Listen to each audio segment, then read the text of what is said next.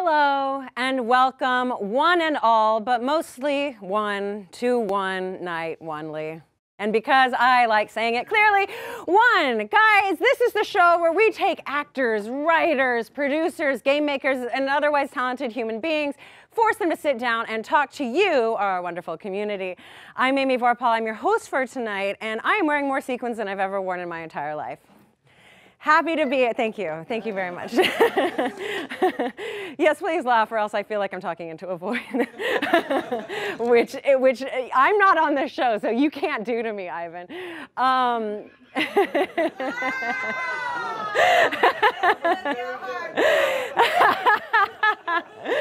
Folks, if you are just randomly popping into Alpha being like, hey, what's going on Alpha? What is going on Alpha? Something's going on. Then I want to tell you tonight, you are in for a treat.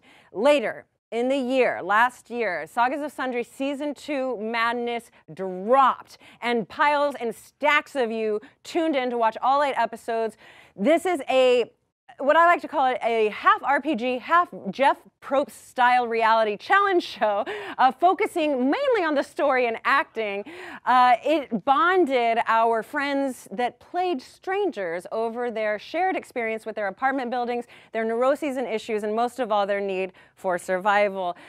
Role players that you know and love were ultimately transformed. Friendships were made and lost, and Ivan Van Norman turned into literal nightmare fuel. So it is my pleasure to announce that tonight we get to talk to these wonderfully talented people who are involved with every step of the process. You get to ask your questions, and we get to have fun. Mainly, there shouldn't be any madness, but in case there is, I don't know, buckle up, hold on to your butts and all that stuff.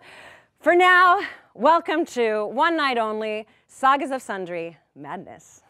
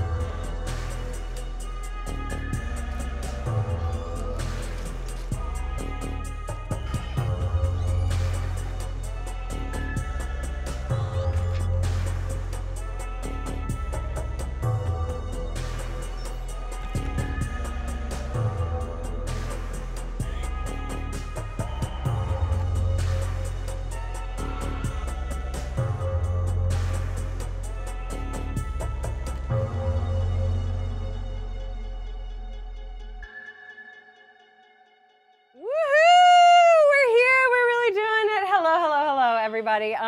Again, I'm Amy Vorpahl, and I'm happy to introduce you to the first part of the show, which is the time when we get to interview the crew, is what we're calling it, basically the backbone of why the show even exists. So hold your applause for the end. I want to go through and tell you who we're meeting tonight. So first off, we have Brad Bailey, the production and art designer.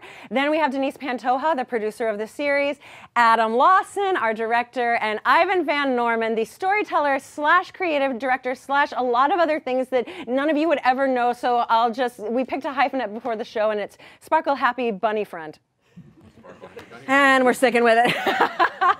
And he's quite good at that. Yeah, I the think sparkling part and the bunny part. Yeah, I think so. It should be on your resume if it's not. So first of all, I want to ask all of you, feel free to tell me, well, maybe we'll just go down the line, but how did you get involved? I know we have some new faces, we have some faces from season 1, but how did you get involved? I actually got involved with actually by Denise and TJ. Oh, yeah? Because we had done Ask Your Black Geek Friend first, right? Yeah, and then this came up, and then we jumped on it and just ran with it from there. And you designed other things for Geek and Sundry as well, right? Yeah, Ask Your Black Geek Friend, Madness, One Night Only, Thrashtopia, Painters Guild, Starter Kit. Heard stuff. of it? And so that we know, Brad killed himself making this one in particular. Yeah, it was a rough one. There was a lot of all-nighters. This guy I can't say thank you enough to. He thank did you, some man. good stuff. There was some stories about me walking into the back and Brad sleeping in his van in between build sessions so that he could make the deadline that we imposed on him. It was actually TJ's van. TJ's van! And the hallway and the closet and wherever else was flat and dark. Is TJ's Van the next series that we're doing on Geek and Sundry? It is. TJ's Van! TJ's van! Let's do the horrors of TJ's van. You can't believe you just dropped that season 3 hint right there, Amy. That was totally out of line. Totally out of line. The pizza monster's coming for you. Well, thank you, Brad. Denise, how did you find yourself involved?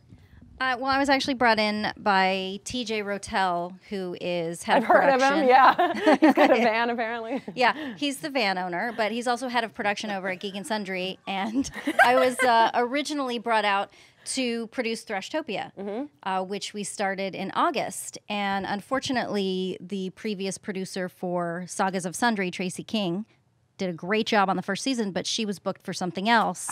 I was going to help her out on that, but I ended up just jumping into that role and running with it. And yeah, we tried not to kill Brad, but we came close a couple of times. Tried not to kill me too. Adam, I know you're a diehard fan. Did you just send in your fan mail and say, please? That's what it was. I sent in a YouTube link of here's my ideas, and Ivan and Sean said, that's it. That's it. We've got you in. No, I mean, I have been with the Geek and Sundry family for forever. From season 1 of Tabletop, back in the day, it was Will and I conceiving the format for the show back before it was in fact, it was a thing. And I've done all those seasons and Spellslingers and Force Grey and Hearthstone and a lot here at this place, and I love it. And this is season 2 for me, and Ivan and I have the very best of time doing it. So that's how I get in. Yeah. Really, I was like, Adam, I need you. Yes. I'm doing the show. I have no idea what I'm doing. Come bail me out. And he made it amazing. So And that's in reference to season 1, right? Season 1, right. Yeah. And then season 2, it was excruciatingly clear that we couldn't have another show without Lawson bringing to it. I mean, come on, I could do it.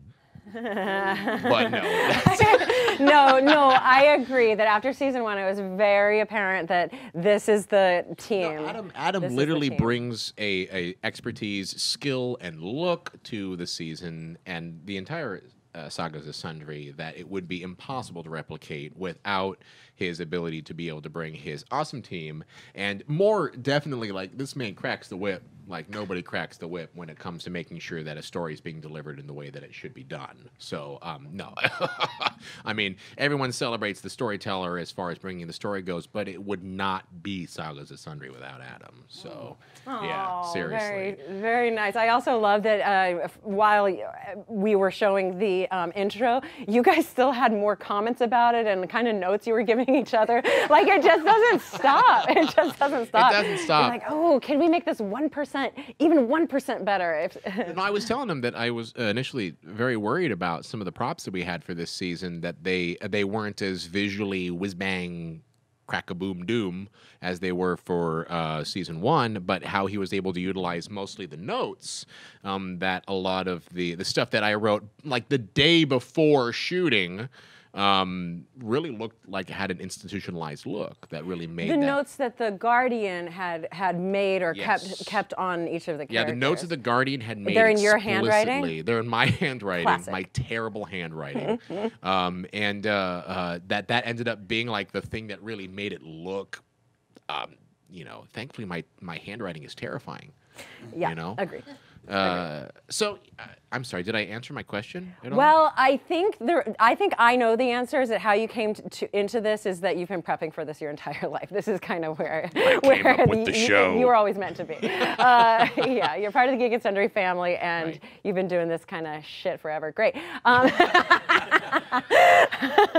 I actually do have a question for you. Yeah, so you're coming into this kind of, obviously with a big old background in set design and art design. You do have something to live up to, though, with Dread as its own little manifesto of art too. So how does that fly, and how much influence did you have versus how much did Adam and Ivan talk to you and tell you what to do? Well, when we initially talked about it, I think the layout was already set. Like the layout for the hotel was set. And then we started talking about it. And I think me and Adam actually had the same ideas about the whole thing. Because as soon as I heard about it, I was like, okay, this is Tower of Terror and American Horror Story Hotel in my head. Yeah. And then we started pulling reference photos, and we actually ended up pulling some of the same reference photos. So we were pretty much on the same page. Pretty great. I mean, But for sure. It was great. That day, the Google lords were like, what is going on? Why is everyone typing in creepy building? What was fun for me with this one, as opposed to the first season, was being able to take it into multiple spaces, and actually getting into more dimension in this environment that the people were in. So that was really fun, being able to okay, how do we utilize all this space, and what kind of fun stuff can we put into it, given the time and budget we had to do it with, which is pretty short, because I think we had about 3.5 or 4 days to do that whole set. So it was. So that's why you're sleeping in a van the day before. And the floor and bathroom and everywhere. And that was the big thing that we wanted to do. Adam and I explicitly said, okay, this season we did great with the campfire set, which we did for Dread, but how can we take this season and put it into different locations, and then of course make it affordable? Yeah, because I think all of us had ideas of we could have spent $500,000 on that without question, super quick if we wanted to. Yeah. No. If we had the money, we could have spent it. Well, I think also too the what's fun about the show is that it's an opportunity to tell a story, but the people who are in the story don't know the story they're a part of as it unfolds for them. And I think what we wanted to do, as Ivan and I were talking about, as I said, Ivan, it's one thing for you to tell them the story. It's another thing for them to find it hidden in a booklet, or them to actually lift the couch up and look underneath it and find the piece. Or bust through a fucking wall and find a whole other set. I was like, no, don't do that. That Denise is probably like, that's a lot of money. Oh, don't bust the wall. And then I was like, oh no, obviously that was supposed to happen. We were so proud of that moment, because I legitimately remember being in the creative room and being like, is that something we can do? And I think I remember looking around and being like, yes. Can I have them go through the wall, because I want them to go through the wall? And Brad's like, no, it should be pretty easy. Yeah. And then we made it. It worked. The hardest part was actually keeping them from finding that set while we were shooting. But I talked to the cast, and you can ask them afterwards, but nobody knew. Sweet. Nobody had any idea, and we hit it very well. Yeah. So that I had to get into it, and we'll get into this moment earlier, but I remember Erika Ishii, who was holding the sledgehammer. Yes. And very proudly. Very proudly. Yeah. Very proudly holding that sledgehammer. She was built to hold that sledgehammer. And I remember them in the episode, because again, Adam brings up a great point. A lot of shows, a lot of RPG shows, or a lot of just theater shows, they all have lines that they have to memorize. All of this is happening on the fly. And I remember her putting her hand against the wall, and I'm describing this hollow sensation to them as they're going into it. And I'm giving them the information they need in order to make a choice. And they're going into it, and she's tapping on the wall. And I remember Erika looking at me, being kind of like, "Can I do this?" I'm like, "Yeah, go ahead." Yeah. Oh, it seemed like a liability from the minute I saw it. But no, Brad made it perfect. Absolutely. And it was, and Absolutely. I didn't even have the opportunity. I didn't know because I investigated the room just to check it a few times. But the green light pursing through the wall as they started to break it was the most satisfying thing to see on that set. Yeah, and as a producer, Denise, I mean, you're being given secrets, just objects, and where do you come in where it's like, yes, we can do that, no, again, like you just said, no, that's too expensive. How do you wrangle the madness that is madness? It is a constant struggle as a producer, to be quite honest. I mean, you have two minds like Adam and Ivan's put together in one show. And what you really always want your creatives to do is to reach for the stars, because it's easier to pull back than add things. Yeah. And then you go within the budget and you talk about what is feasible, what is safe, and you just work with it, because in the end, all you want is an excellent product. Mm-hmm. So you try to make it happen. You really do. And I come from a more indie background, so I actually stepped in and ran wardrobe and things like that because... That's right. I didn't know that literally until today, that really? you were in charge of wardrobe. Yeah. I mean, I got... I mean, speaking of hyphenates, that's two crazy jobs. I got some really great direction from Adam, and then I just went out and I actually shopped and tried to put what I could together very much, as much in line as I could with what he wanted to see with the time we had too, because it actually ended up, you guys didn't have very long for the first season, like to get it all done. And through all the planning and the story building, we actually ended up with a pretty short amount of time to put it all together too. So since I come from that indie background, I am really willing to jump in and take care of those things so that we can make it all happen. You save, what money you can there by picking up different jobs. I have a story about Denise hanging out with me at the Men's Warehouse trying to pick out the Madness suits. Okay. And which I got there early because we're like, okay, we need to find this whatever I'm going to wear for the show.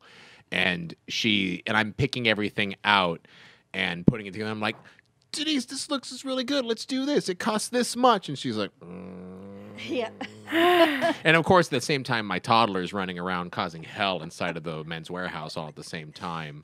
And we I think we spent like an hour and a half there trying to figure it out. Yeah, because of course I am like, look, can we do it cheaper? That's really kind of the first question that pops out as a producer. You're like, yeah, this is great. Can we get it cheaper? Or cheaply?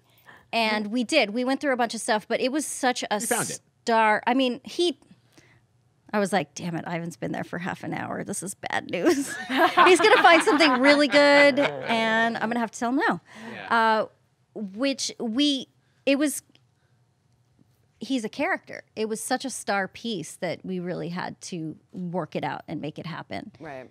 Yeah. I mean, I was trying to goodwill it, but in the end. We tried. And we did. And we went to lots of different thrift stores to see if we could find like discount anything that would make it work. And there is a chance that always works, but we were just in a position where it didn't work this time around because I've had a lot of nice looking suits that I've gotten at Goodwill. But that one just wasn't going to fly. I mean, just you found the perfect one. You really did. Right. I agree. I got a lot of screen time too. The next question I want to ask you guys is this entire series is based on mystery and solving it, and so there are secrets and mysteries that all four of you knew, you had to know ahead of time. How did you keep it from the actors? One, I mean that room for one, and then two, did anything unexpected happen where you had to pivot on the day? Yeah, back to the wall. Sure, I'd love to talk about the wall. It was pre-scored and set up to break through a certain way and to come down into the tiles, and you can't tell them you can break through this wall. We can't say, okay, do this and pre-game them on it. So like they started breaking through it, and then they started trying to go through it a little early, like where they were just kind of trying to pounce off on drywall. And so me in the back, I was just like, no. Oh, with their hands? They're already through the wall at this point. It's like, take it down more. But because they were like along, because there is a very explicit frame, a reinforced frame that they could bust through. And so there was a time in which they're hitting it and they're starting to like stray over towards the right outside of the frame. And we had to say, hey, okay, guys. And then I think at one point, too, there was a safety issue in which they had busted through and they were trying to come out through it early, but there wasn't a strong enough foothold. Yes, the foothold, I was like, oh my God. So when, I think it was Liam was the first one through, we had to be like, Liam. I remember in the freaking show, his arms go up on the other side of the wall as if he's going to do a pull-up and like launch himself into the room. What an idiot. Like, I remember watching that, like, what does he think he's doing? But we had to kind of, after the like secret had been revealed, we had to kind of tell him where the parameters of the frames were so that he could get through it. We readjusted for safety. Yeah, we just did for safety. Number one concern. So, and there was a lot of like Marisha was in the cast, and she is the creative director of Geek and Sundry, and she was very influential in Dread. right? Yes, So she sure was. Did she try to sneak in on those meetings? Like, well, I don't think you can ask her when she comes out here. But that was actually the toughest part because I really enjoyed having Marisha's voice during Dread and not having her for Madness and basically having to lock her in a kennel and say no for the entire season was a little tough. Yeah. But at the same time, it was very satisfying to kind of see what she came up with, and she still had really strong opinions about like the themes that she wanted to explore in Madness, and we came to the right conclusions together, and it was very lovely because we actually had a little bit, and I hope she doesn't mind I'm saying this while she's not in the room. I'm sure she's around somewhere. But it's like we originally had a little bit of a clash of like having it be set in the 1930s, like not just a 1930s apartment, right, but like actually have it take place in the 1930s. That would be cool. Yeah. I mean, to be honest, that does sound really cool. And a little the expensive. secret, though, of the show is that that we don't actually take the actors and put them in an arena that they don't personally know. Yes. The success of it is because the cast knows what the 90s is. They lived in it for part of their life.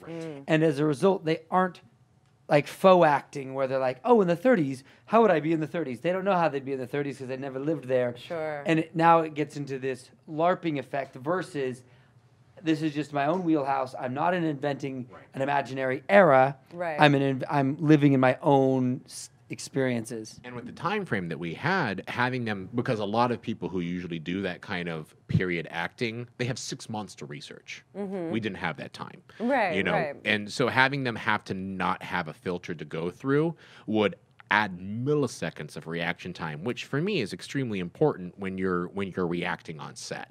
Like having them go from the gut and feel something versus having to have to put that through a 1930s filter was so incredibly important. Yeah, so that makes a lot of sense. Adam, I remember from Dread that you had a key part in what we saw on the camera. That obviously that's your job, but you would do maybe 5 words of coaching in even like, okay, we're resetting this up. You feel like this, isn't that great? And like your eyes light up, and I can't believe you sustain it all day. But like, what goes in your mind when you're like, oh, this is what we need to show the audience, this moment? How do you know in the moment what that is? Because again, it's all improvised. You didn't really prep that this confusion and this character had this, backstory that it ties in perfectly right here.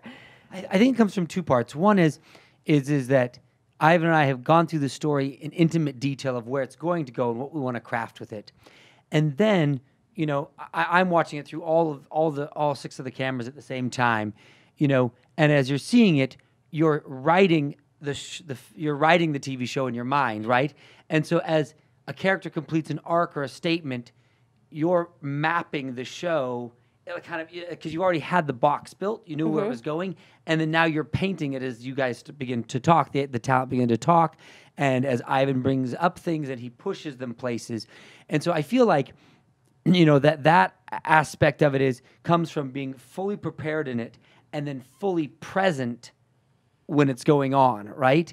And so you're already editing it in your head as it's going. That's right. It's got to be, because I got to see, okay, this is the story, and lots of times Ivan and I powwow in between the episodes, and sometimes during the episode, how can we shape it a direction, right? Like it's going somewhere, but we need it to shape and curve, or we need a climax to bump up. And Ivan's very good about sensing that real time when, something is building, let me escalate it, so that way the show can move like television versus just like people playing a game. Right. Okay. Awesome. That makes a lot of sense. On that note, I also had like, what are the breaks like? Because I remember breaks being kind of a weird part of the day, where everyone knew that the episode was broken, but we all were continuing to shoot throughout the day. And you can see at the beginning of at least the first 4 episodes, a little bit of like nervous energy where everyone had done a little bit of a reset, like, okay, we're back and things aren't as bad as we left them off, and then immediately they get they get sledgehammered in the head. And but actually pacing on this one, on Madness, was a little more challenging than it was on Dread. Because it was only one day, Like it was very clear where the climax of each episode was. Madness, there was a couple of times in which we could have interpreted a break, and then Adam and I, thankfully, like he had mentioned, we're both usually pretty in sync about how pacing is going through the game. But we knew on this one, I think it was between episodes 4, 5, and 6. It was like, okay, well, there's a couple places that this could go at, so let's just write it and see what happens. And it was literally the only time in the series in which I felt like we'll fix it in post. You know, we'll see where it feels good at in order to kind of find out where the place it needs to be. You know, and then because of that process, like this series didn't start out as 8 episodes. It became that once I sat down and I looked and I was going over the edits and I was going through the cut and I was like, we have this odd double climax in episode 1. I can make 2 episodes out of this actually, and because I'm trying to I'm essentially finding the point of climax and going backwards until I hit the one right before it, and so I think that's part of the magic of the show is that it writes itself in front of you. And so to Adam's point, we were literally Madness when we were first shooting it. The prologue and the first the what I call the rooftop party scene was supposed to be the first episode. Like where they were alone. Remember, they had their single adventures. Yes. And then they got together on the roof. Yeah. The single adventures and the roof was going to be the first episode originally, like just to kind of get the prologue through and then start them off to kind of get into it. But we got so much with the prologue, and there was such a great arc that happened. It was nice having it separate.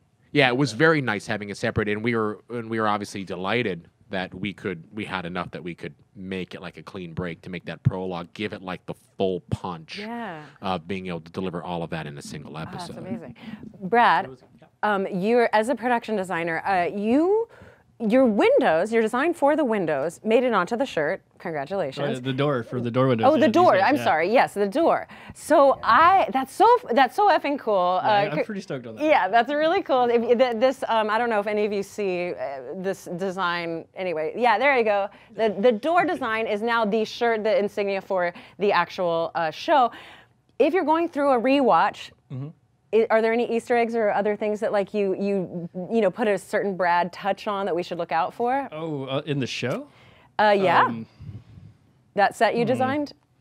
There, like Easter eggs. I think I slid a couple little pieces of stuff I put into all shows. Like in random bits of junk, I will always put my old cat's collar in a show. So if I have that's so a bunch of stuff in a Is garage or anything like that. Is the cat alive? No, he died last year. It was when we were on another show, but sorry. Yeah, I usually will slide that in every now and then, or just that is so creepy. or just little. I highly approve. Or sweet. It's sweet. Yeah, it's sweet. Okay. Or just little random fun phrases if there's a lot of random writing and stuff. I think I slid a few of those into the architect's room. I did. I did slide that into some dust on a table. What in is the that? architect's What is room. that? What did you slide into the dust little on the skull guy. It's if you ever watch Thrashtopia, over by your command center, there's a little skull mohawky guy. And I slid that into some dust in there. I like dropping little Easter eggs if I can, but usually I didn't slide too many in this one because some of them are too obvious. Yeah, I do remember you when you built Emmett's bathroom. Yeah. There was a lot of elements in there. I remember you and Denise having to find that freaking claw tub. That thing weighs a ton. So much. We gave it to the studio, didn't we? Yes.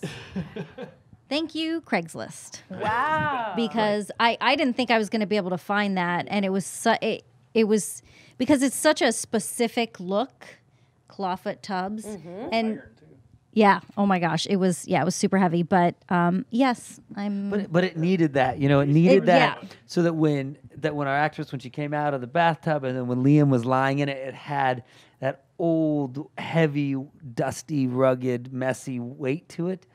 So thank you for doing that, by the way. Yeah. oh, you're very welcome. It's the architect's bathroom. It's the only addition to the thing in which MAM the original architect of the studio, that was the only edition that was ever made because he wanted to hide the architect's room. That's the whole point of building the false wall. So being able to make that articulate bathroom, it had to be dated. And more importantly, he would not want to do anything to change it. That's what's the most important, to be no renovations to that, because never want to touch it, never want to even insinuate that there's anything on the other side of that wall. Another good find from Dee is that she's actually the one that found the fuses. Oh. Yeah. That was a hunt. And then Dee scored those pretty hard. And I was like, yes, those are perfect. And that poor amulet. Yeah. Oh, that thing was too nice to smash. She was So upset. She was like, I was like, oh my God, I even know why. Yeah, y'all are the smashing show. It was an antique. It was a literal antique. yeah. It was like Thank you, eBay. Was it from the 70s or the 60s? You know what? I'm not sure what decade it was from, but it was definitely labeled antique. And it was just this beautiful, and we were going to try to work it into the story, but we weren't able to. It actually opened up. Yeah. It was like a little box almost.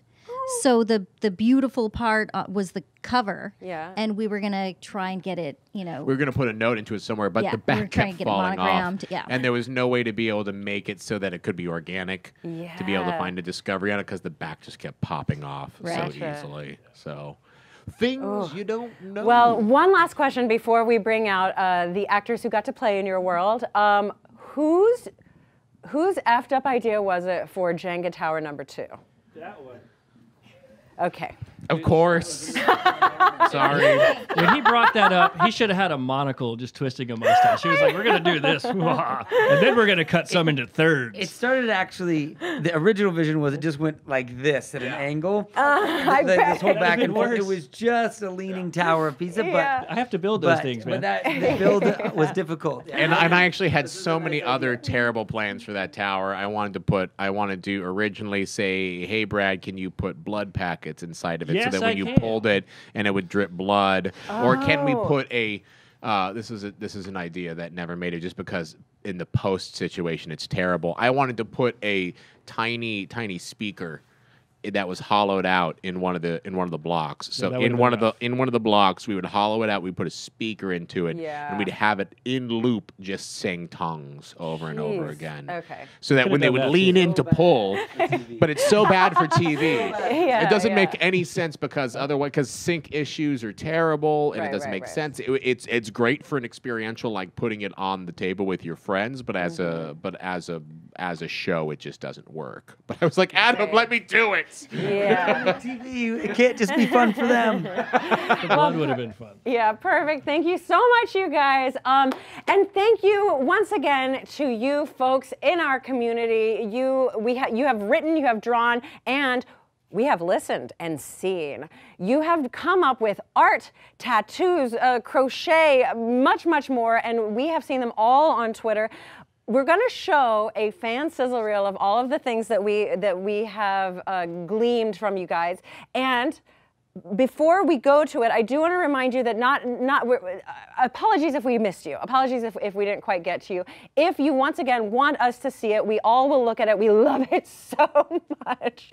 So please feel free to retweet it and include the hashtags Sagas of Sundry and hashtag Madness. And for bonus getting seen, tag @JoinTeamAlpha. So again, hashtag Sagas of Sundry, hashtag Madness, and @JoinTeamAlpha. With that said, Ivan wants to say something too. Throwback, just real quick, to all of your amazing Darby cosplay from Dread. Oh, So, yes. Just saying, Yes. we see you. Yes. We know it's amazing. It really, really is. This show is not about me, but I'm happy to have a little bit of talking about me a little bit. So that's fine. So without further ado, here's your fan sizzle reel of art.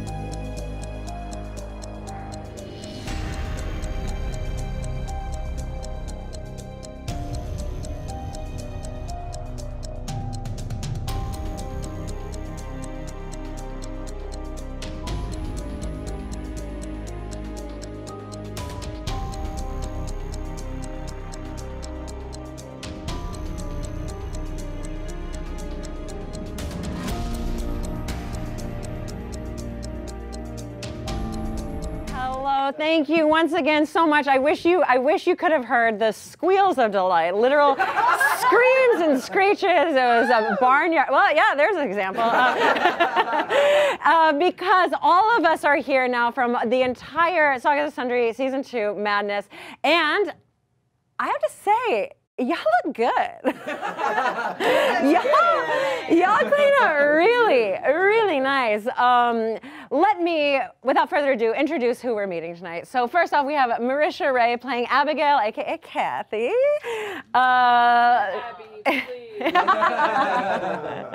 Liam O'Brien, who plays Emmett Markham. Hello, and Erika Ishii, who plays Selena Tsukiyama. Well, there was some debate about the spelling of that between all the articles and everything else, but yeah. Yes, and Xander Genere, who plays Fenley. Yep. And I actually only met him for the first time tonight, and before I actually say his name, I do want to say that I know all of these lovely people, and they are so charming and sweet and happy in real life, and they play such dark characters that I just thought that Jeremy might just be a dark person, just deep down in his soul. So yes, this is Jeremy Walker. Yay! Yay! We can applaud now. All right. Yeah, the main thing I want to know is how did you all come together and get into this project, all 5 of you? Yeah, you came into it knowing about Saga of Sundry Dread already, right? Most of you?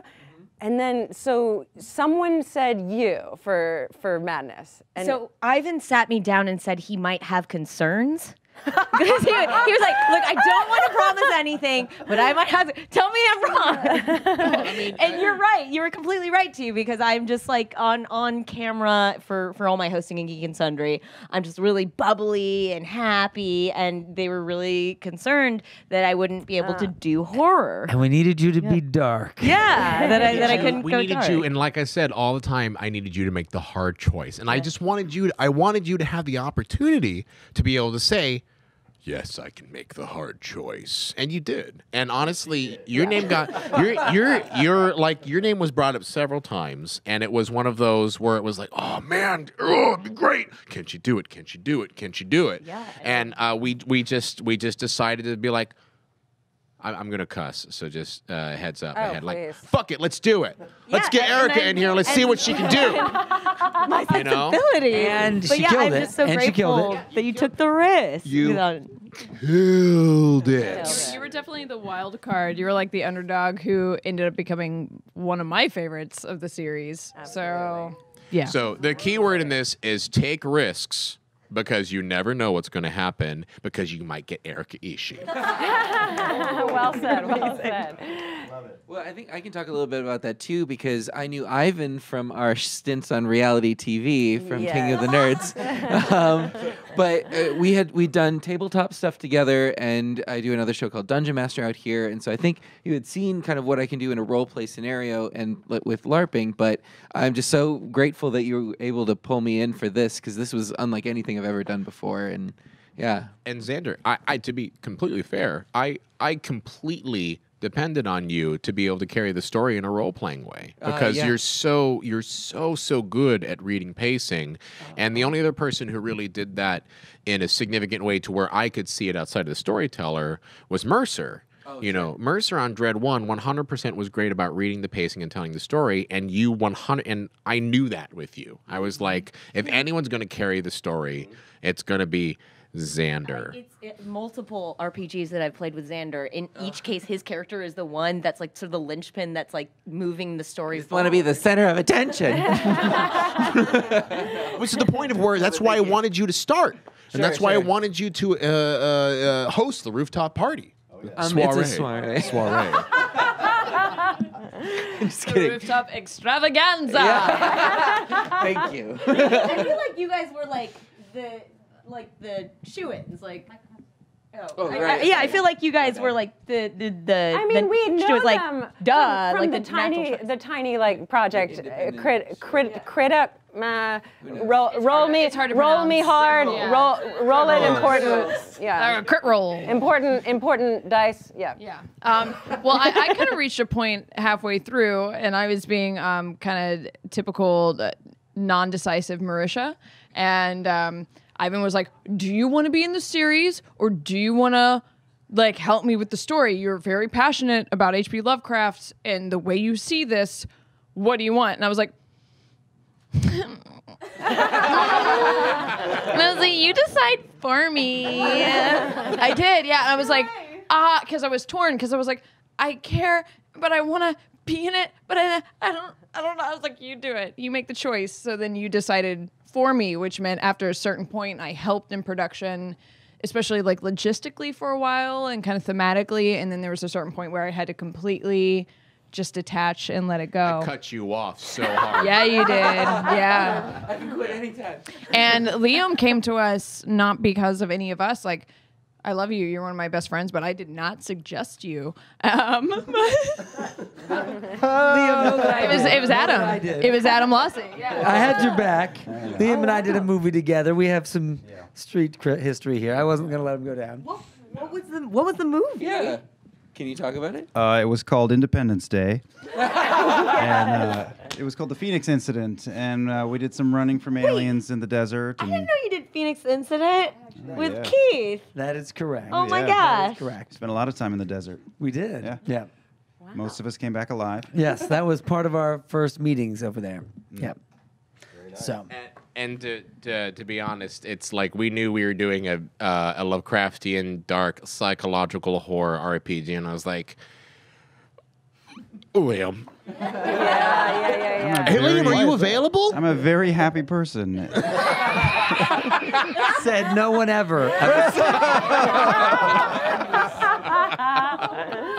Building is laughing out of acknowledgement right now.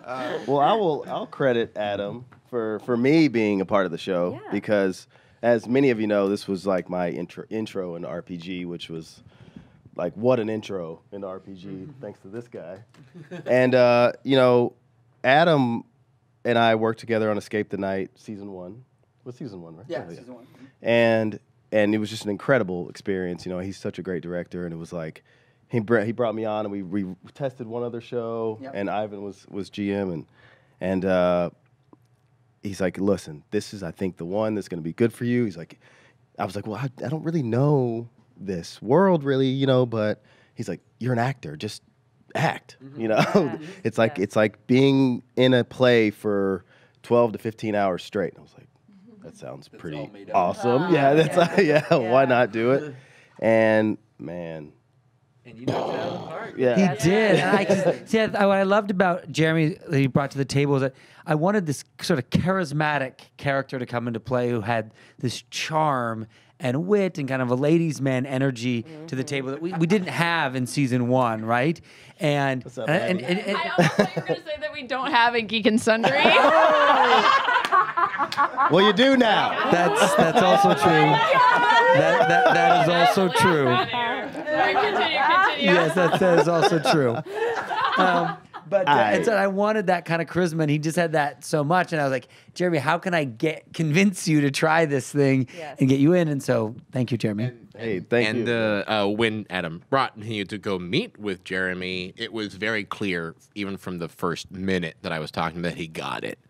You know, because I met a lot of people who were actors, and you say like, "Oh, I'm an actor. This is easy for me." It's not. These kind of choices don't always come naturally, and more importantly, they don't always feel like you don't understand that this is an organic choice that's being made, and the trials and tribulations that this show can put you through, and you were very clearly ready to go.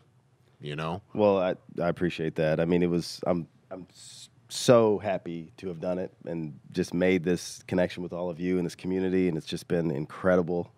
And even as an acting experience, you know, like the creation of Jude and just going through and writing like this intense bio of his life and all these things, and it was like, and then when we're out there and in it, it's just like it just sort of flew through me, you know. And you and I spoke after Adam and I spoke after I guess it was like after episode 3 or something aired, or right before it aired, and he was like, "Trust me, dude. Like, I know you don't remember anything that happened, but like, it was awesome." And I'm like, "I don't know, but I can't sleep." And I remember you telling me stories about wrapping from the show and having to decompress afterwards and having it be like a 48-hour process. Yeah, it was like, it was madness. We all went through our process of that. Is that a separate question? Because like we have things to say about that. Yes, it definitely is, and we can get into that right now. Actually, my experience with madness, I knew that they were shooting, and I work in this building, and Erika just runs up to me and gives me a hug, and it's like, "Oh, Amy!" And I'm like, while I am grateful for this like overpouring emotion, what is going on? And it was this emotion of, you've been through the trenches. You have been through the trenches. You know what it's like. And that was one of the most important hugs of my life, where it was like, I survived. And I'm like, yes, you sure did, Erika. You really made it. You just get like a psychologist on salary for what Ivan does to people. Once I figured out what it was, yes. But yes, what was the experience in the aftermath? I know you guys were entrenched in it for a couple of days, so that's even more intense than just one day. What was it? Plus, they're in it before that, like Jeremy was saying, building up to the moment. Yeah. Yeah. Erika, you said you have things to say about it. Oh my God. Sorry. So I honestly, it was like we were in it for 2 days, and it was such an intense experience, and I loved it. But afterwards, I was so in this crazy headspace, and like, so I used music I made playlists. I talked about that on my playlist. The article came out. So I made like a mixtape for Emmett, and I would wake up at night like screaming and like wait, what? I just wait. This was after madness. I would wake up screaming and one night 2 days afterwards, I woke up and I heard Ivan's voice whispering to me from the closet, "Make a ball." Oh God. I swear to God. I am now the thing of nightmares. I've made it in life. Yeah. It's perfect. You really were like a haunted ghost child for the week after the show, too. But every time I saw you, you're like, oh. And with Selena, though, you know, I felt like because you were so in her, like more so than because she's like, hearing those voices like so much, and you were like, you know, I can't repeat what you were saying because it was just like it was amazing. But plus, like we kind of all took a little bit of a break from the characters, and you were in the green room, like constantly listening to the playlists and doing push-ups and stuff like that, and staying in it more, I think, than some of us may have. Wait, is that true? During the breaks, you would stick around? While she's doing dude, sit-ups. she took it on like a deep meta method level, man. So like sometimes like we would all like hang out and stuff, but if like and that was like nice, but then like most of the time I would go to the green room alone and I'd do like planks and sit-ups and push-ups, and I'd listen to this one song over and over and over on a loop. What is that song? It's the Punch Brothers cover of Another New World, which is it's this song, and I put it on my playlist, and it's about this brilliant explorer who's going to go find a new world in the Arctic, and like the only person and thing that he's ever loved in his life is his ship, the Annabelle Lee, and like they go up there and disaster befalls, and eventually he's the only one left, and he has to like burn the ship, and it's like he's burning this person alive, and he like goes kind of insane. And so I was just listening to this over and over again, doing sit-ups and push-ups in the dressing room. So. Oh wow. No wonder you didn't sleep. I did, right? yeah. Like waking up in the It was, and like I was like, you know, making sure to like take care of myself and everything, because like self-care is important, but also staying in your head is like that. I did. Stayed in your head. Yeah, you were in my there. head. You know? And then I was in your head sometimes too. And sometimes I was there. Yeah. I feel bad because like our decision, I mean, and you really do. Ivan has talked several times, and we've talked a lot about DM aftercare and just self-care, kind of going through these experiences, because you really do, you know, immerse yourself and put yourself in the shoes. And I mean, almost like selfishly, we were like, Selena has to be the one. Spoiler: if you're watching this, Yeah, you've watched you know. it, right? Yeah. But we're like, Selena has to be the one to go and keep going because she is the only one who can get us out. But then, like, you don't think about that in a selfish way because we're like, well, you go first, but then you are the only one left with like very real survivor's guilt. Oh I 100% had survivor's guilt, and I thought about like Xander. I was talking, and like even like after the episode where Xander's character dies, I was just like, oh my god, like I feel this terrible survivor's guilt, like, and my character would have felt so terrible. And Xander, speak a little bit about what you talked to me when you were watching the monitors after Fenley died. Oh, well, that's the thing is like I got to stay in like the video village and got to see it happening, and you don't realize like how beautifully shot this whole thing is. And even like I talk about this with other people that do like RPGs. Like everybody has their stories from their games, and it's kind of like sharing your dreams. Like you don't really get it, and it's like I don't want to hear about your game. You had to be there. But with this, it's such a gift. Yeah. With this though, it's such a gift that we get to relive what actually happened in the game in an engaging and beautiful way. That we get to share that with other people. Like no, like I died and I got flung into the stars because I opened a stupid door. And people are like, "Oh, I know." I was there, I saw it.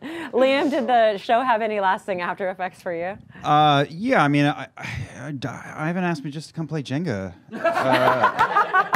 So much happened in 2 days that I binged the entire first season of Sagas, and it still didn't really prepare me for it. I mean, it was intense. It was a great show, but I was like, okay, well, I'll go and play, and it was intense. And I went home the first night, and then my wife at home was like, "What's the matter with you?" I was like, "Oh, no, I don't Jenga." But I don't also, know. you got like the surprise of the show because none of us knew there was another cast member Oh there. yeah, you got a little scene partner who just kind of showed up. What was that like? Yeah, and did you know that was happening? No, and I should mention that the hour before we shot that scene, was I first up? You were First you were up. not first up. You were Second or third? You were last. Oh, was I? You were last because we still had to put Alejandro through makeup. Yeah. By the way, off the top of your head, Alejandro Cejudo. Yeah, who's a fantastic actress. You can find her on Twitter. Yes, Alejandro Cejudo. Yeah, another Adam find, by the way, which I found out later that she played the game with us. But oh my God! And that was the only part of the actual series that was scripted. So I wrote her monologue for her. Oh wow! You know, originally. Yeah, for her. Yeah. It got intense. I mean, are you kidding me? Liam's prologue. Yeah. Wow. Yeah, that's The hour beforehand too, Ivan came up to me at least 3 times and was like, "Listen, are you okay if things get raw and real?" And I thought, "Are you asking? Is it okay if like Xander grabs me by the lapels and shakes me?" Yeah, I've done. Yeah, that's fine. That's fine. Whoa. Whatever you want to do. But you kept coming back and asking, and kept saying, "All right, get in that room. Shut the door. Yeah. Actors, stay in your rooms." Because they were escorting the corpse back and forth, I assume. Oh my gosh. The corpse. Well, that was a brilliant, very. When I saw it, I was like, wait, what's happening? Like he get what? Who is? Ah! Part of my head was going, why'd you do this to me? Why'd you do this to me? Why'd you do But the other half was just going, wee. Oh yeah, I'm sure. What is so... There's so much to love in playing a game like this, whether it's on the show or in your house. With any of these kinds of games, it almost feels like a ritualized version of theater. Yes. It comes with like traditions and rituals that you have to do along with it, but it's providing the same thing, which is just a way for all of us to plug into story. And story is so important to human existence. It has been for thousands and thousands of years, far beyond recorded human history. We say around the fire all the time, but it's true, and that's what turned into Aristotle and theater and Euripides, and then all the way up to present. We want story. It helps us try to cope with the highs and lows of human existence. And Before we had flickering lights on a TV, we had flickering lights by the fire, and we would tell stories by that fire to help try to understand our existence. So, and this was like mainlining that. So thanks, by the way. Yes, absolutely. Yeah, Jeremy, you're welcome. we haven't heard from you yet. What was the prep and the aftermath for you with this craziness? Well, the prep was I binged Dread as well, and was like, okay, this is, well, what am I getting myself into? You know, and like I was saying earlier, you know, not knowing this and not really, you know, growing up and playing RPGs and doing things like this, you know, it's like, well, I have to just draw from what I know, which is years of acting, you know, and it was just the character creation was really fun because it was like, hey, you know, it's like whatever you really want him to be, this is the idea, but you know, you can sort of make him be whatever. And that was like, you know, I was sitting there one day, I was like wigging out on Jude, and I text. I don't know if I texted. You texted me. Yeah, I texted you were like, Ivan. I feel, and it was coined in such an actor way. Yeah. It was like, I feel like Jude's a smoker. Yeah. I would. Is it okay? Like you were asking for permission, basically, but you're doing it in the way that like an actor would normally try to find this type of thing, which, by the way, is totally fine. The only thing we had to clear was to make sure, hey, can we have fire on set for you to light the cigarette? But how do those herbals taste, by the way? How do like shit, but, you know, but whatever. You know. But that text was beautiful because you basically were asking permission for something that, in my mind, you didn't need to ask permission for. You know, as far as a character goes. Okay, cool. Yeah, I was. And I'd already went out and bought clove cigarettes, by the way, like before I even asked permission. Because I was like, well, even if I can't do it, I'm just going to, as I'm prepping the You know, the character. that cigarette actually had the same effect for me as Liam's friend did. Sam, the woman in the tub. But because I was like, what's he doing? He's lighting a cigarette. Like, it's just one of those, I mean, it's totally 90s, but it's just something you don't see anymore on TV and film. And then it's definitely, like, the way I'm also thinking, like, from a producer standpoint, like, you know, get fire on the set or whatever, but it was so, like, it was one of those, like, oh, wow, and it gave you such swagger that I'm so happy you made that choice. It was, I mean, thank you, you know, for allowing me to do it. They were used really well, like punctuation in well-written fiction. Yeah. A certain limited amount of cigarettes. So. Oh yeah. No, I don't mean to be so bossy, guys. I also produced this show. So. Yeah. You guys, microphone. Pass the mic. Marisha, the wig. Who's you transformed. Like, it was one of those things where I was like, wait, there who was is much this? discussion about this Oh wig. my God, Who we is went this back woman? and I forth. said- Yes, tell me. yeah. Tell Go, you say it. Yeah, It because must come from you. once again, it was like Go, another. Wig, go. I had like this whole show was such a learning curve for me in terms of not only a whole kind of new theater that we kind of sort of invented. Kind of TDRRPG. Theatrical drama reality role playing game. TM. what Ivan just said. Yes. And then I also had to trust and let go and know that it was going to be okay. And then I also I love Lovecraft and that lore so much, so I had strong feelings. So there were like times that I'm like hearing whispers through other people and I'd be like, Ivan, what are you doing? What is this? 90s? Why does Erika look like Gwen Stefani? What is happening? And I was like, I don't know. Not an accident. Yeah. And it was like, trust.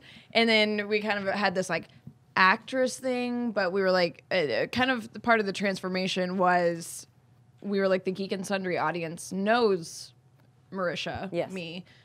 So what can we do and give them something totally different? So we were all kind of on board with like, let's do something that no one will expect.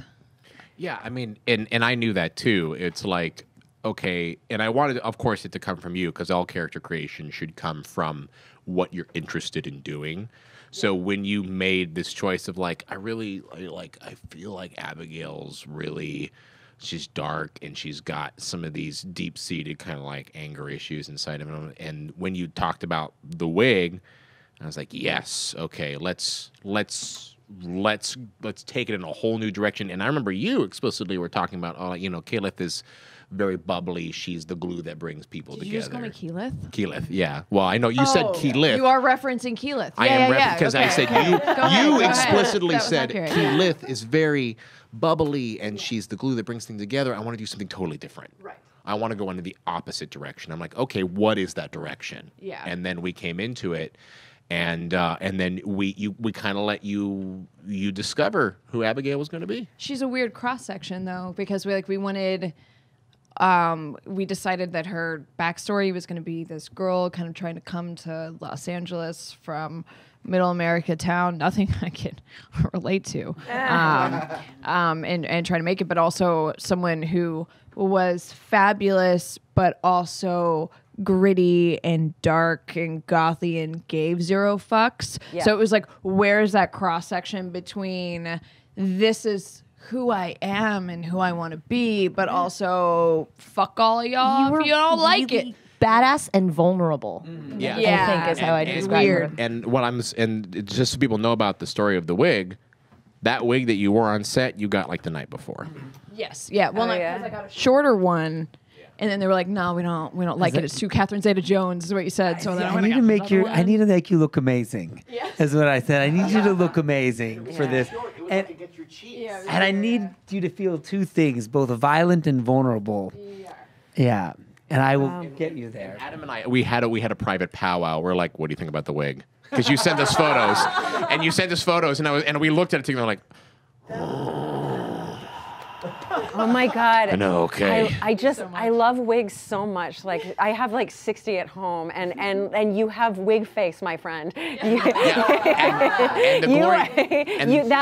Thank you. And the whole, and I mean, not to mention, it was the perfect wig for the character. So It was whatever perfect. went down, it was the right decision. Those 2 inches made all the difference in the world. Yeah. It was huge. Just how like 2 inches of length made difference between Catherine Zeta-Jones in Chicago.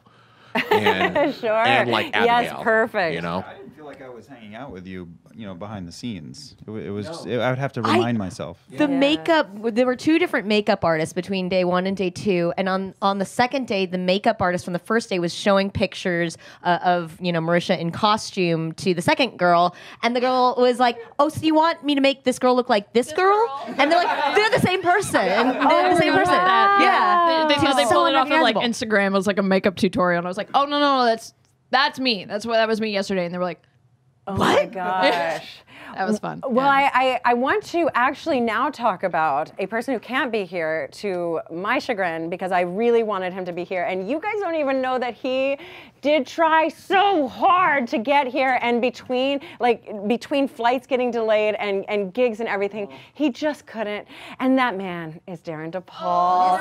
And he was always meant to host this with me, and couldn't, just so many things, couldn't make it happen. But he, I think, is an instrumental part to the entire series. For those of you who don't know, he plays Mr. Wren, Darren DePaul. So I do want to, on top of, with Alejandra's, I want to give him a round of applause too. And then, he definitely deserves it. And then maybe talk to Adam and Ivan about the creation of Mr. Wren and his just maniacal joy, I guess, because it is so dark, and yet you love him. So Adam and I had originally talked about, and Marisha, because this was all during the conception of season 1, it's like Sagas of Sundry needs its Crypt Keeper. It needs the Twilight Zone opening that's going to hold into it, that's going to bring all of them together. Who is that going to be? And I think it was you, myself, Sean, and it was Eric Campbell who were in the room. And because the other problem of this is that, okay, we need to shoot it like next week because the episodes are coming out in 2 weeks. So we need to put this together quickly. And I knew kind of what I wanted. I wanted a little bit of like that Twilight Zone appeal. I wanted a man in a suit. I knew that much, but I didn't know who it was going to be. And I believe it was Eric Campbell who threw out Darren DePaul.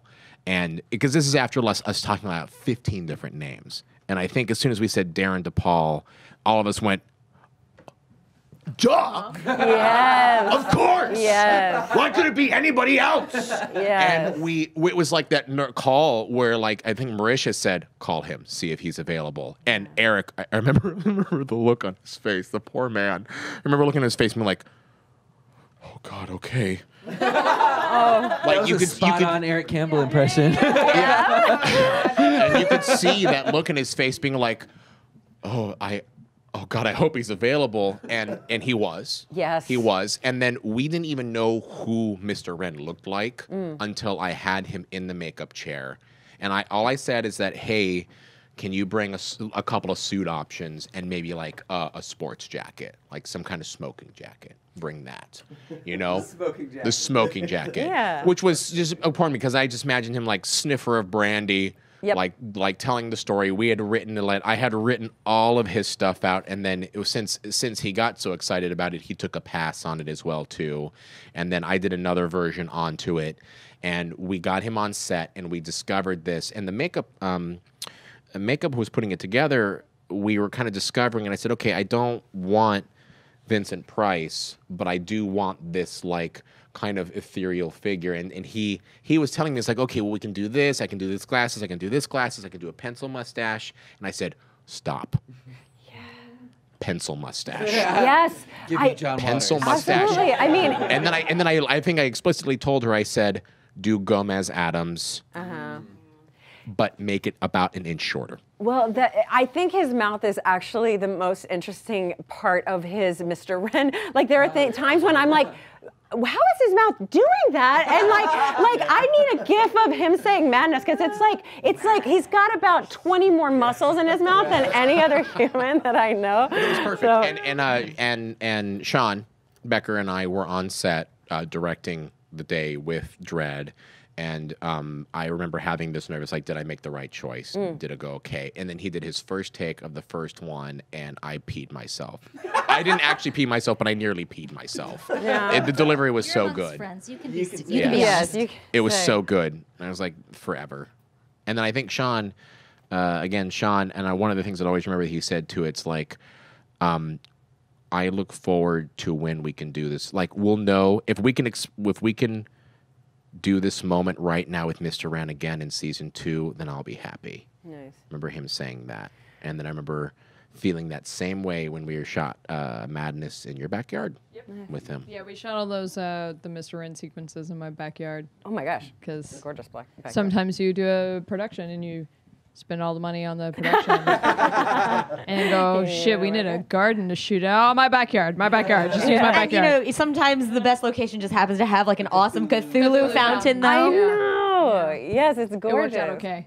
Well, to the cast who are here, I think, for me, the biggest difference between Dredd and Madness is the building blocks of a group of friends going on a camping trip versus a group of strangers who somehow can tell the same story with the same amount of conflict, the same amount of love, and the same amount of arcs. So I want to talk now about relationships between all of you. I know, Erika, you and Liam had a special bond, and then you had a terrible bond with Abigail.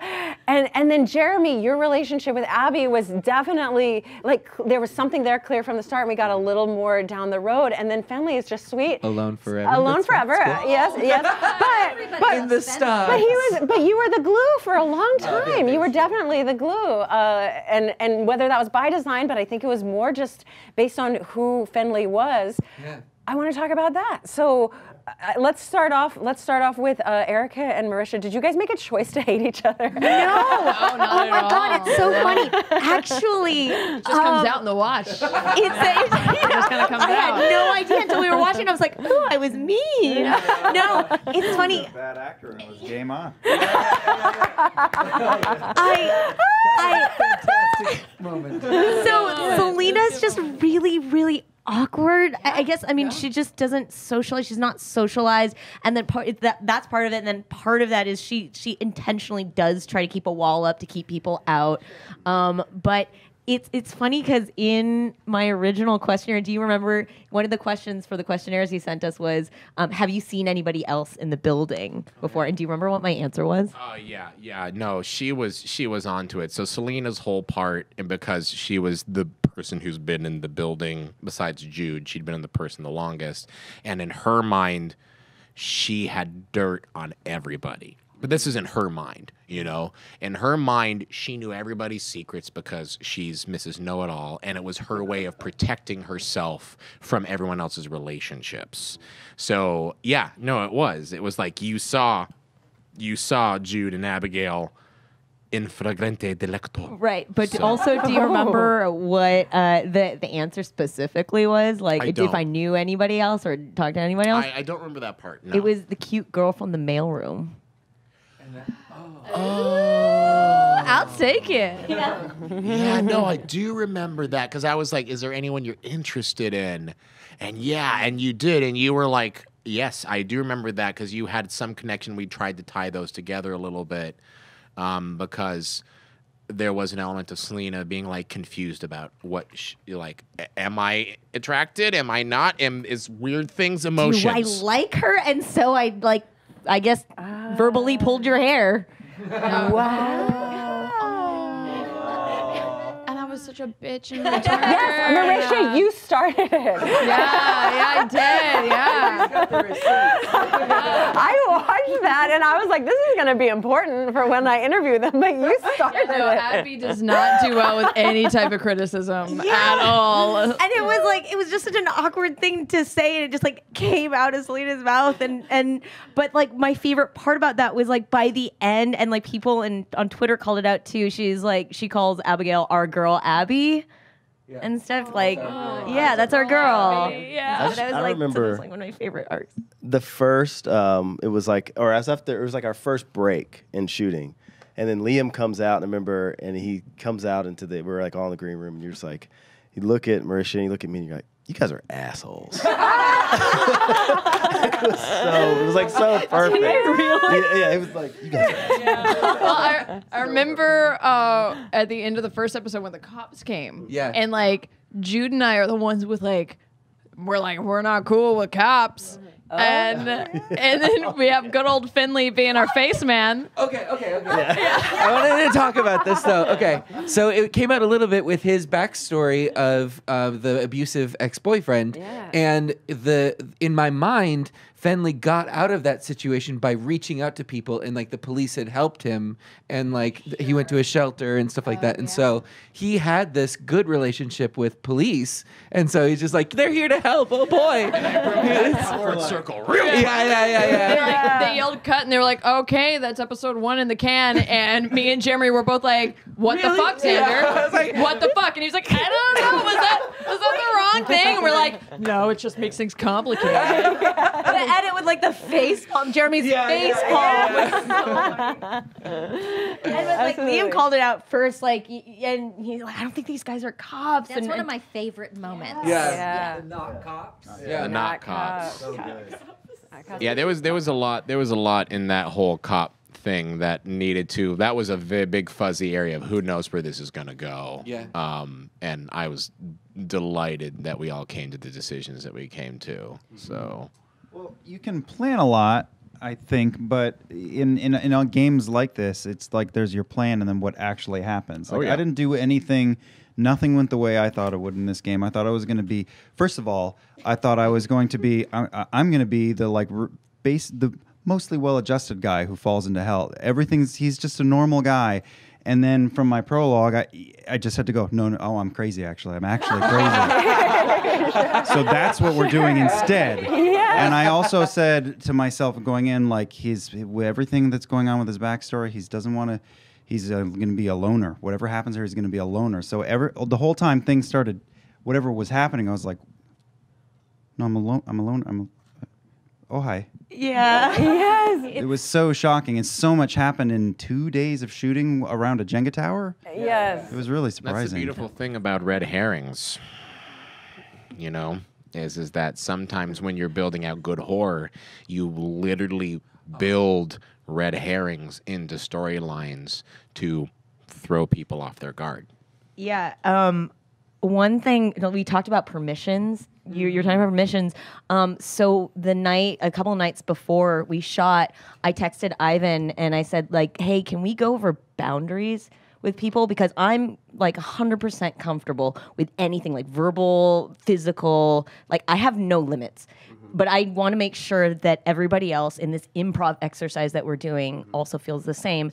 And so Ivan hooked us up into a group text and said, like, hey, this is here for you to talk about boundaries. And I said, like, I have nothing. And Xander's like, this is fine. You specifically Totally said. Yeah, well, and this is something that we kind of talked about beforehand, but the 90s was not a good time for gay people, and there were a lot of slurs that can be thrown around and things like that, and I'm like, I wanted people to know that because I am gay myself, that I didn't have a problem with that kind of attitude if any of the characters were homophobic or any of the NPCs were homophobic, which some of them were, in that it wasn't going to affect me in an adverse way, in that I was comfortable with it. And do you remember your response?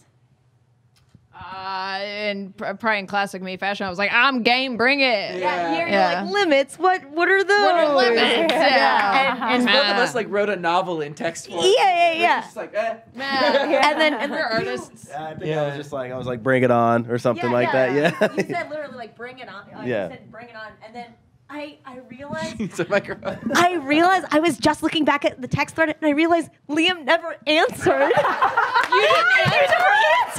And he was the one that I was the most physically involved with. He's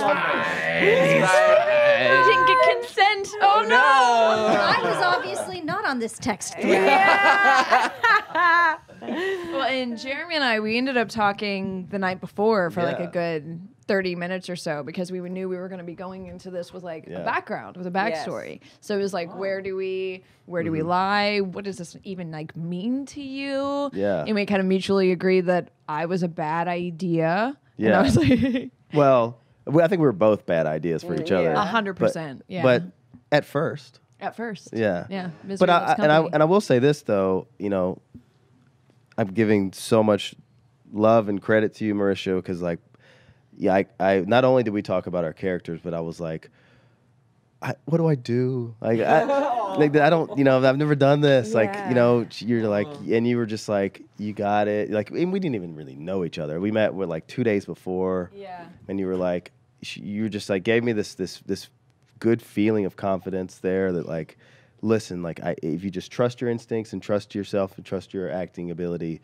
you'll be fine. And just like, and trust the other players. Yeah. And like, you know, if anything ever happens, like we got you, you know, and that's how it was. And even though we played as strangers, you know, and I was definitely a stranger to the whole world, you know, it was like, I still felt protected in a way that like I could make a choice, that I could, you know, do anything that, and if I was like, what choice do I make here, that everybody else that was playing the game was there and in it and could like carry it along, you know. And our relationship, it was so cool the way it developed, because I didn't really expect it to happen like that either. Yeah. I saw when it happened too, and I was so proud of the moment. It was in the escape room. When all of your shit was laid out before you. Everything happened in the escape room. It wasn't an escape room. It was a narrative engine. Thank you, Adam. It was because there wasn't any timer on it, but there's no timer, no crap. It was a puzzle mechanism. Sure. But the point is I was so incredibly proud of what you brought into that. All of you were basically like, all of you basically just vomited everything that you were dealing with. Yeah. That's where the madness, I feel like, really like shit. That's where started. It went crazy right there. Yeah. Well, it was.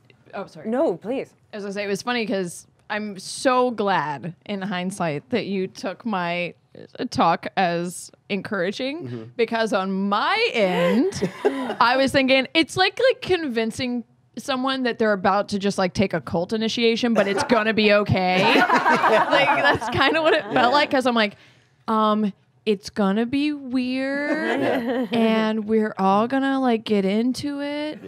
So which is perfect just for trust me.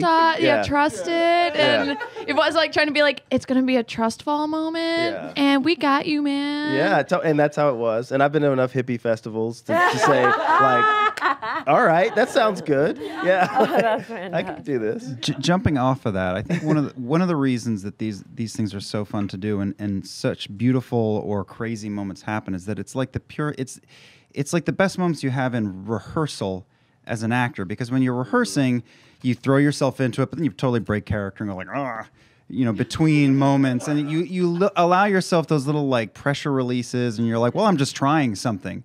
But when you're willing to fail in rehearsal, amazing things happen, and that's what's going on in this game. Is that we're not making a movie. It's still a game. We're only in character like 80% of the time or 85% of the time, and then you're seeing us like laugh at what just happened because we're saying, well, it's a game. We're trying something, and there's something about that gives you more freedom than if you've got a script and there's cameras going and we're making a TV show. I gotta get it right. I gotta get it right. We're allowing ourselves to fuck up. Yeah, and allows amazing things to happen. Yeah. Denise, did you have something to say? On top of that, I just wanted to say, since we're talking about the acting right now, we talk about acting, just so everybody knows, this isn't regular acting. This is improv acting, and not everybody can do it. Like, so these guys deserve so many props because it's such a combination. It is a new like animal that we've created. Where it's a game, but it's also improv acting, and there are really fewer people who can do it than cannot. So, I mean, it was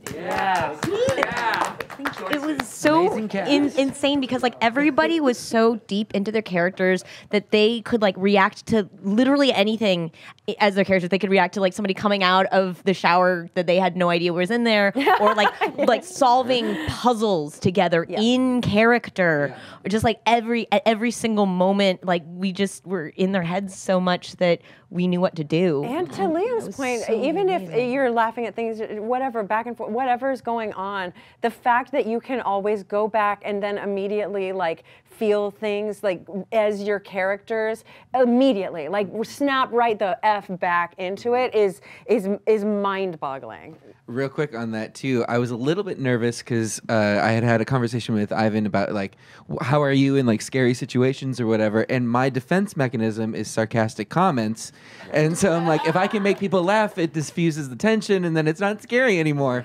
And don't diffuse the tension. I know. He's like, I want tension. But I found Suppress your instincts. This is madness. Yeah. But playing someone like Fenley, there was an outlet for that where I could make my sarcastic comments, even if I didn't mean for people to hear them, and I muttered them into the mic. They heard them. But yeah, it was great, and I knew it was perfect. Yeah, it was so good, and it did not kill the tension. Okay, good.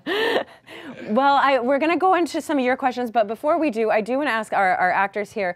I like to say that every point that you're at, there's a kind of a roadmap that got you there. So what was your acting experience? Obviously, some of you have had tons of it. Obviously, some of you have had role-playing experience, but I'd like to know how you got here really quickly. Marish, if you want to start. Oh, boy.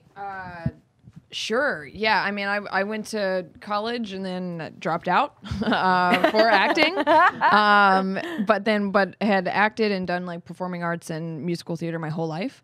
And I got scouted by an agent out here that kind of gave me like the stars in your eyes talk. And he was like, if you come out to Los Angeles, I'll make you a star, kid. And I was like, okay, I'm 18 and impressionable. And so I did, and it was still, I mean, I suffered, I was broke, I did crazy things for money. That sounds like I turned tricks, but I didn't do that. It wasn't that type of crazy, just other crazy. No judgment. This is Hollywood. Yeah, it's true. But then I ended up getting into an improv class, met a girl who did other video game journalism and like hosting in video games. And her name was Becky Young. She had just got done doing a web series called There Will Be Brawl with this guy named Matthew Mercer. I didn't know who he was at the time. And then so we kind of met through like the geeky web series scene. And she was like, I need a girl. Because I was like, you like video games? I like video games. Let's talk about video games and be friends. And awesome. It was almost verbatim how it went. And then she kind of introduced me to a lot of amazing people who I'm still now working with to this day. Like Tracy King, who was one of our producers on the first season of Dread, was one of the first people I met in this town. She was great. Yeah, and so I kind of ended up kept following my love for both gaming and geekiness and acting kind of at the same time, and then eventually they just kind of smashed into each other, and now I'm here at Geek and Sundry crying over Jenga. Well, I also went to college for acting, but I didn't drop out. Debatable. I stayed with it, and I was going to be a very, very serious theater actor. I was only going to work in the theater. I didn't need anything else, and I got over that pretty quick because it's hard to feed yourself working in the theater. But I did it for like regional theater and off-Broadway for 4 or 5 years, and then wanted to get out of New York when things got sour in New York, and thought, it's probably too late for me to be on camera, but I started to do a little bit of dubbing anime because I met a guy doing a play, and maybe something will happen with voiceover. Maybe that'll work, I guess.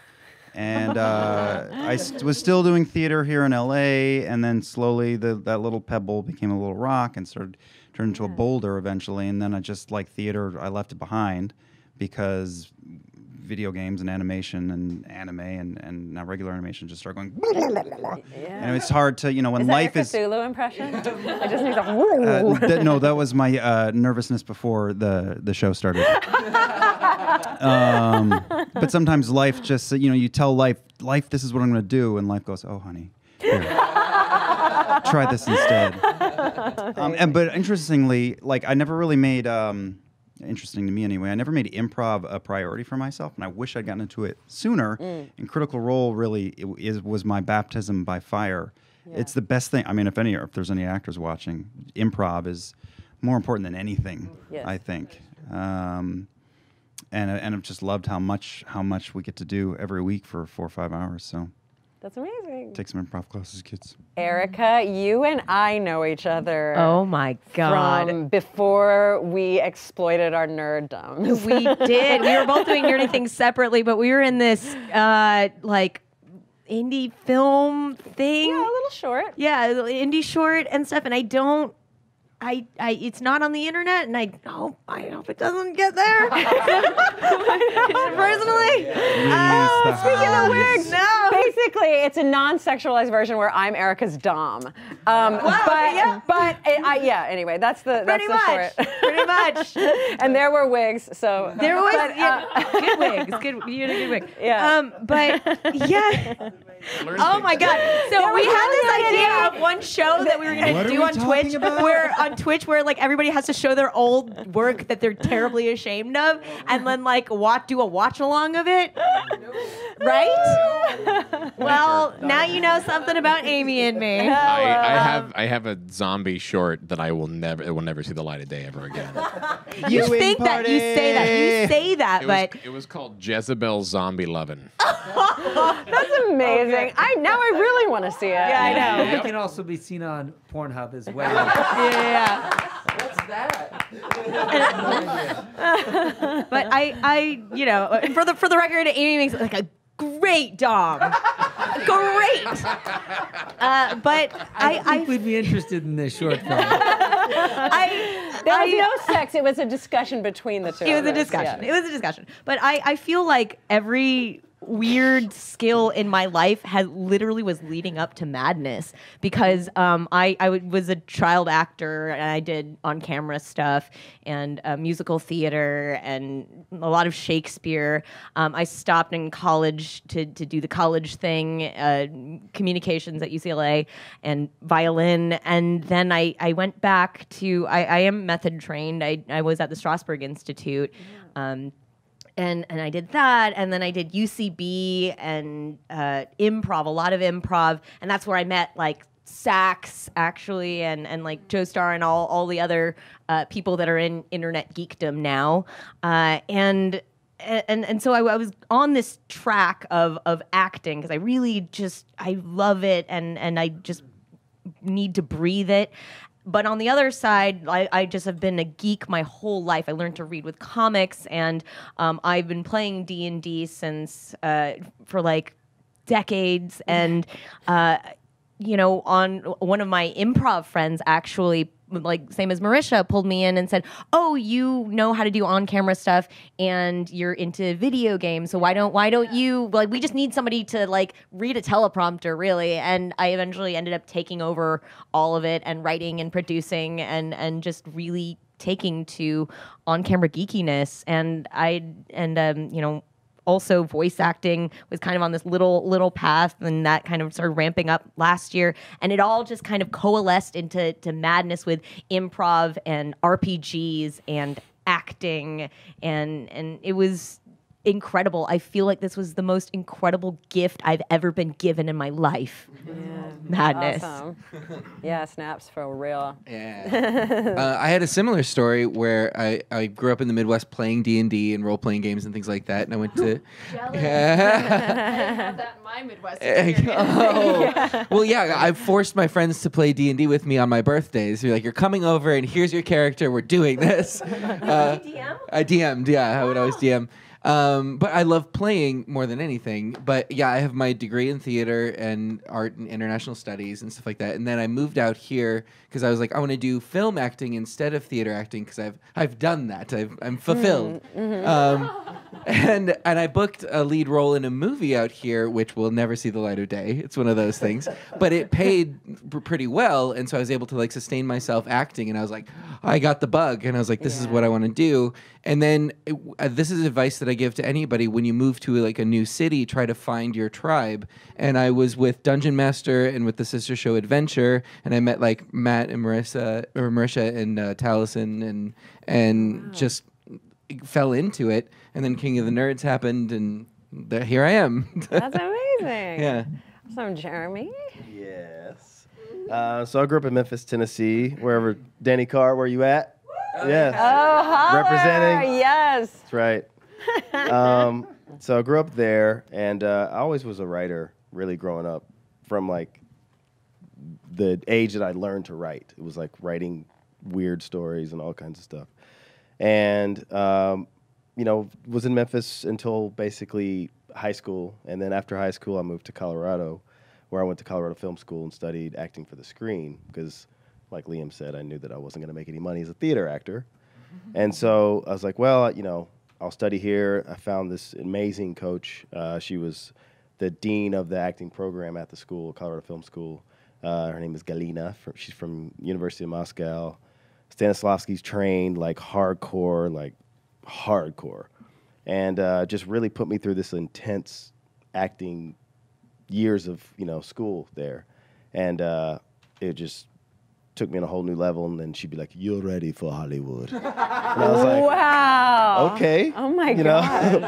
And so I did, Yeah, Yeah, so superhero it was amazing. You had, And that's exactly what she said. And so You go to Hollywood. Just kill these 3 people. Exclamation words. Kind of how it was.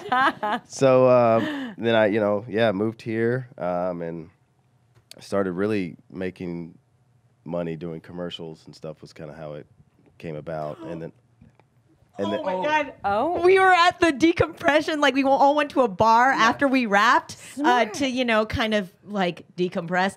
And Jeremy got recognized from his commercial. Well, yeah. Oh, that's awesome. You're the Haynes guy or Fruit of the Loom, yeah. Fruit of the Loom guy? Oh my God. And I'm like, that guy was dude, so please, drunk. Yeah, Yeah, he was so drunk.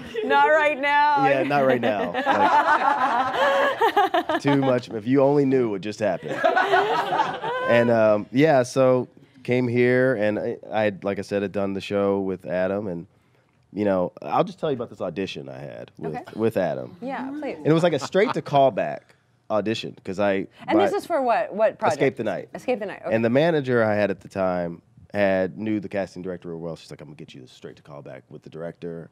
And I was reading for the like butler role. That's right. Yeah, That's right. which was like the driver of the show. That's right. Yeah.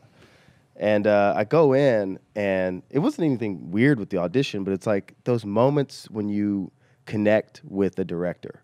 And like, this is what I felt. Maybe you're like, whatever, this guy's a hack. But like, I felt it. And I walked in, and I remember just like from the jump, I just had this like, he just started like tweaking stuff. And it was like instant. I was like, I got to work with this guy. Like, please, I want to get this job to work with this guy. And I didn't end up getting that particular role for whatever reasons.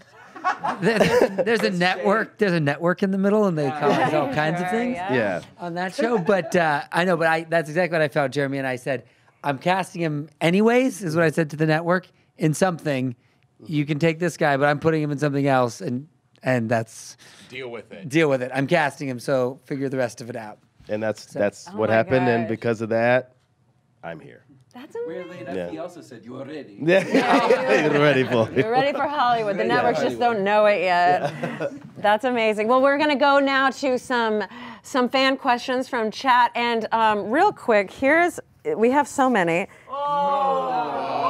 Okay, so we're not going to get through all of them. So I'm so sorry. This is one though that I think is fantastic.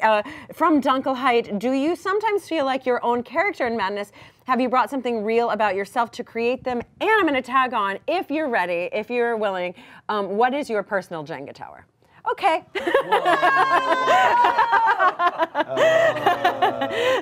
That's heavy. God, that's deep. Yeah. Jeez. So there was The like real what question personal is- touches are in there, right? Is that it? The what? What personal touches from our Yes. Well, lives? have or you how- brought what have you brought yourself to create them? And yeah, do you sometimes feel like your character? Well, for me, I remember when it was time to make a character, I just didn't have any time, so I was like, well, I was just secretly make this guy me. Not a lot of it came out in the show, but he was from upstate New York, where I spent all my summers. His name was Emmett Markham. Emmett was the name that the second choice for my son that we didn't use. Markham is my mother's last name, so I was just like, I'll take that and I'll take this, I'll put that in there, and I don't want to be an actor because I'm an actor. I'll make him a writer. I'll make him a theater writer. And I'm pensive sometimes, so that's it. Too real. The question's too real. Yeah, and that is fine. Somebody else go next. Okay. Well, it's funny because the original concept for Fenley was way different than the Fenley that ended up in the series. Because you had sent out the questionnaire, Right. but I don't know if there was miscommunication or something, but I didn't get the note that this was the 90s. And so the original Fenley was like a millennial Fenley who had blue hair in a man bun that was a barista and an 'Cause artist. I talked to you. yeah. I talked to you late. As soon Yeah. as I heard the word man bun, I said, Ivan, we should reconsider Fenley. No,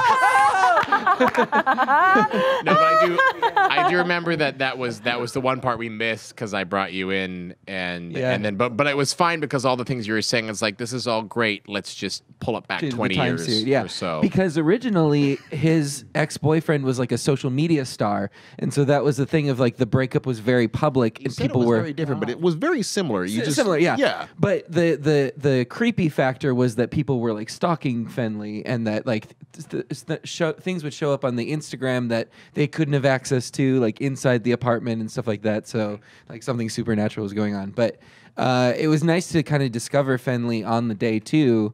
And I wasn't going like, I'm going to be the glue and I'm going to be the center of attention. But it was nice to kind of find that in character. Can I just bounce off of that? Yeah. I did the opposite of what you did, because when I was told, well, we're doing a show, we're doing sagas, and it's Eldritch Horror, and I went, okay, 1930s.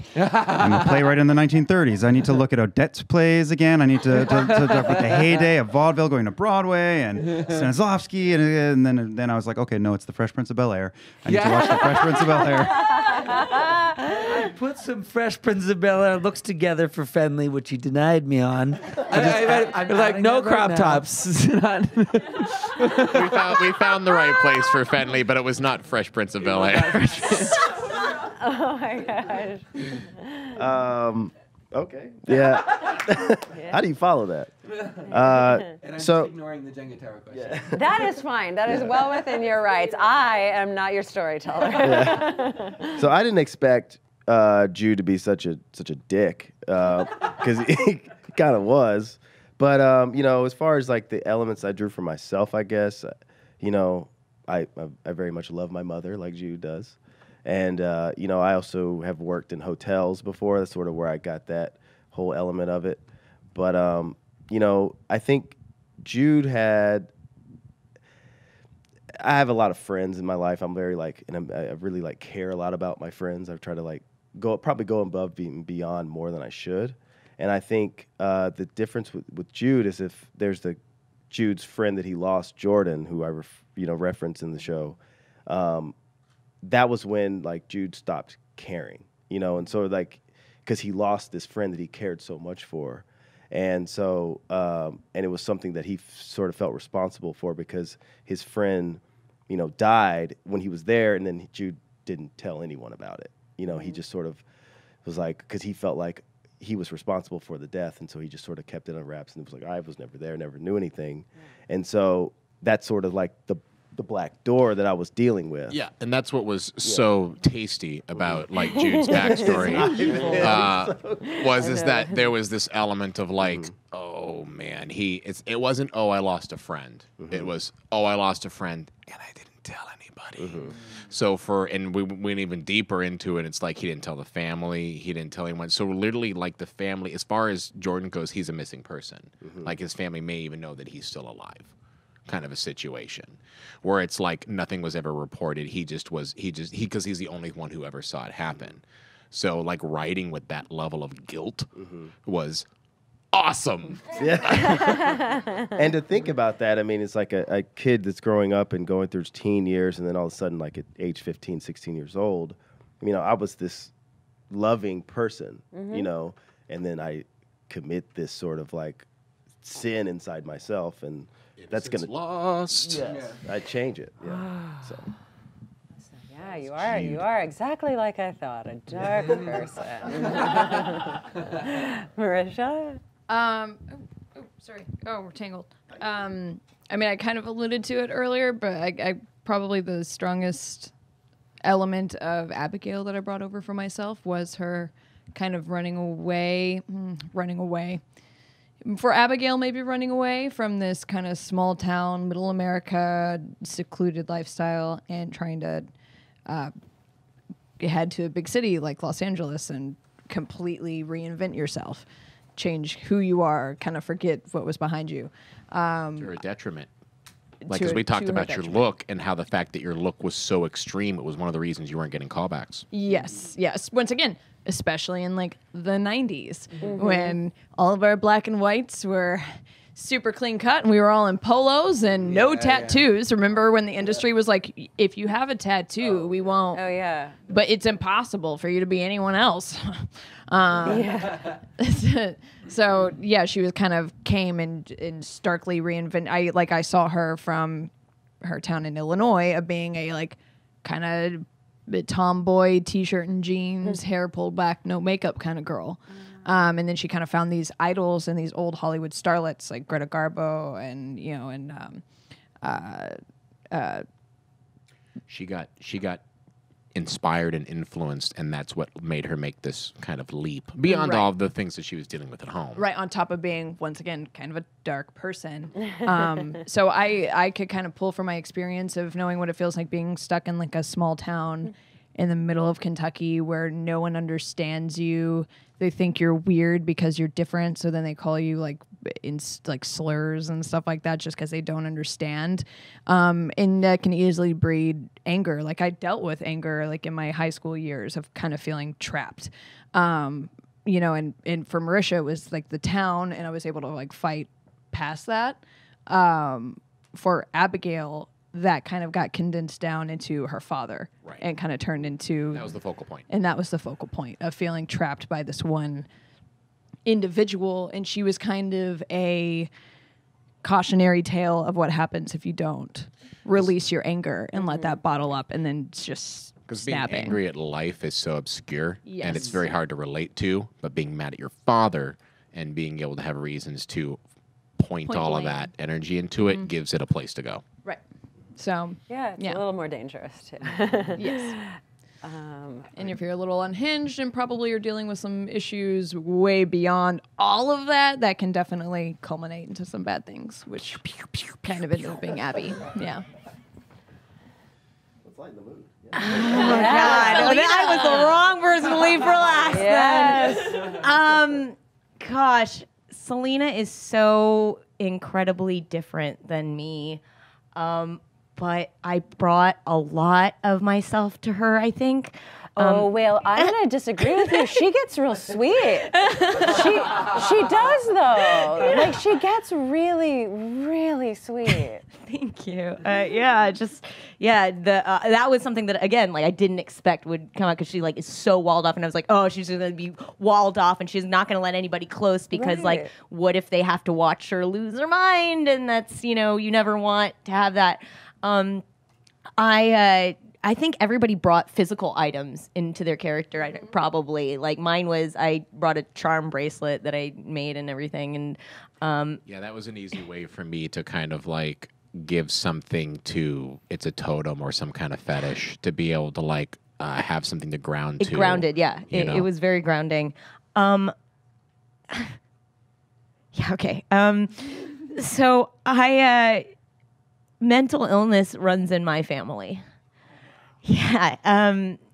This girl. Yeah, my dad had dementia, early onset dementia, and it's funny because I'm just like a happy person. I'm very lucky, and it's not something that I'm like fixated on or that I am terrified about. It hasn't affected my relationships with people, but there was this thought like, what if it did? And Selena's kind of the person that like, if it did affect her, and I was really scared about portraying mental illness because it is done so poorly in media.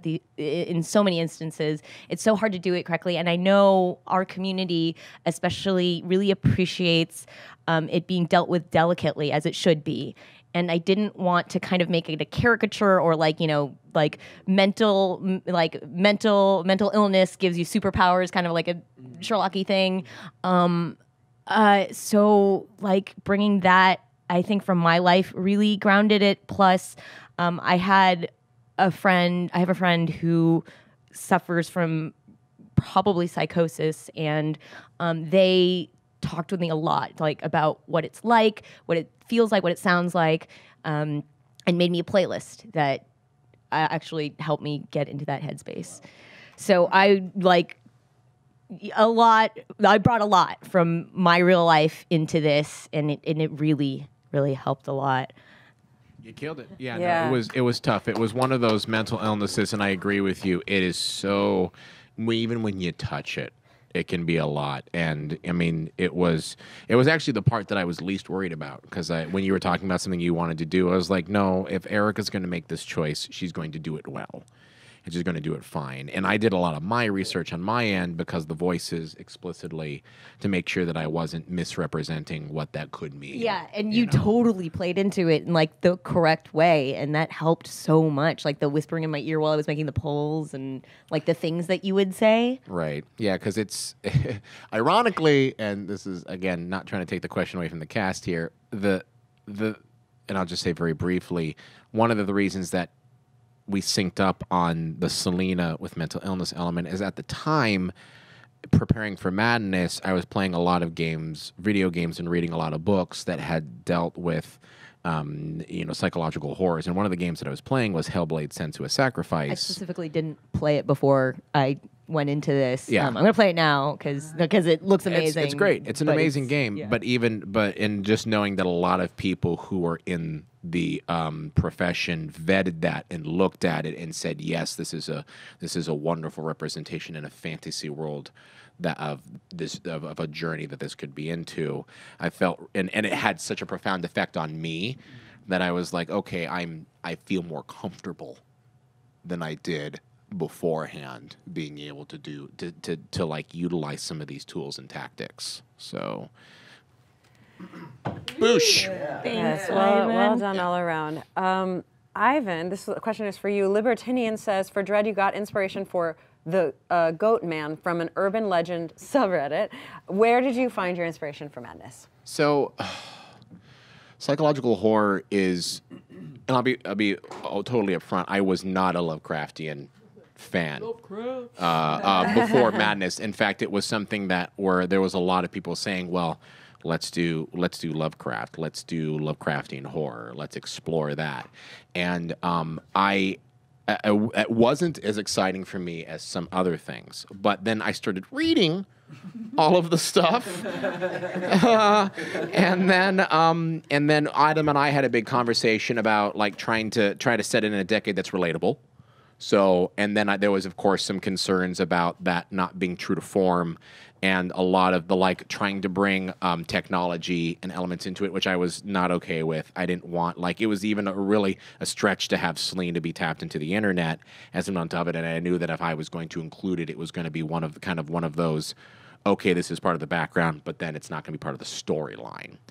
And that was really just kind of what it came down to. Don't you think too, Ivan, that like we wanted to put Cthulhu, but we needed to contain it into because we wanted to build multiple rooms. So he said, what if the hotel is haunted, but not just that the hotel is haunted, but that it's like a machine or it's somehow. What if it's because it needs to be a contained space in order for it to be able to carry the story? So what are some contained spaces that we can play inside of? Okay, well, there's buildings, and one of the things about Dread is that even though it was out in the middle of the woods, it was still in a space that we could control.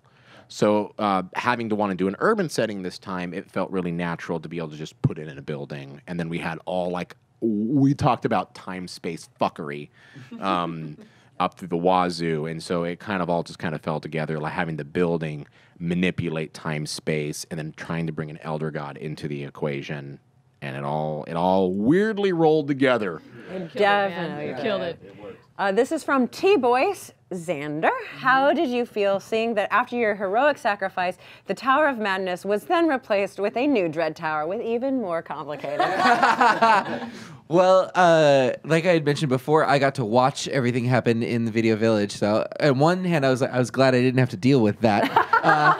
But on the other hand, like the real sad thing for me was I loved Fenley so much, but also that I didn't get to play anymore because I want to play the game, guys. Like, you know, and so that was really sad for me. But I was so happy with the choice to do that, and I feel like, even though it's like random with pulling blocks from a Jenga tower, it fits so well in with the narrative of things happening, and it's such like a classic horror story.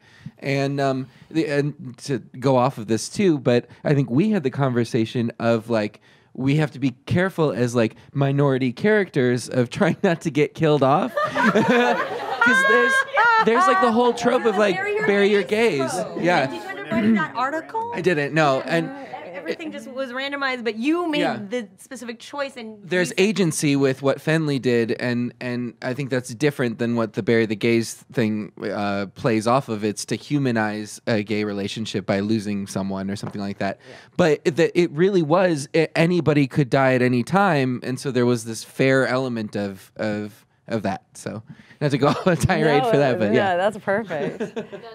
That's a fascinating point, though. But you're correct. Like, it's hard to even, like you said, when normally that is a trope to use to humanize that type of relationship. But in this case, you just died like any other normal person. Yeah.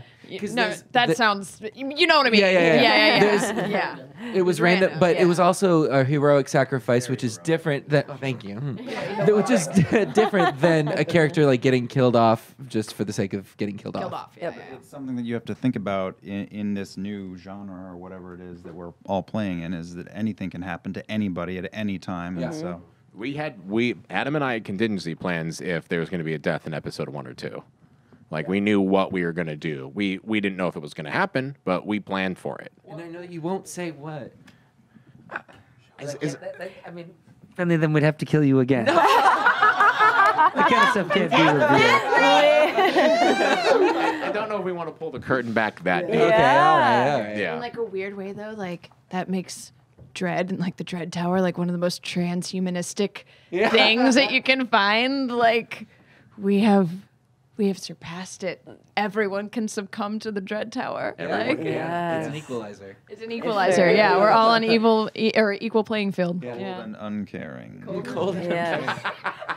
It's not poop that is the great equalizer. It is Jenga. This is from T-Boys. Liam, if Emmett could say some final words to Selena, any final words before the tear between dimensions closed, what would they have been? Just to drop that bomb on you. Why? Why would you ask that? Oh, thank you, and go be happy. Go be happy. Start over. You're tearing up already. Also, send blankets because it's real fucking cold here. Maybe some Oreo cookies or something. Just shove them through the door. Just open it up a pinch just for a second. But mostly, thank you. And Jude's gonna need cigarettes because that pack's running out. The nicotine withdrawal is gonna be the killer. Abby's flask is almost empty. There's Postmates in the alternate dimension, right? You think there's like a Stranger Things box where you could put Legos in it? There's not. Eggos? No. There's no Eggos in the alternate Selena, dimension. you're already there, so what would you say to Emmett? Sorry.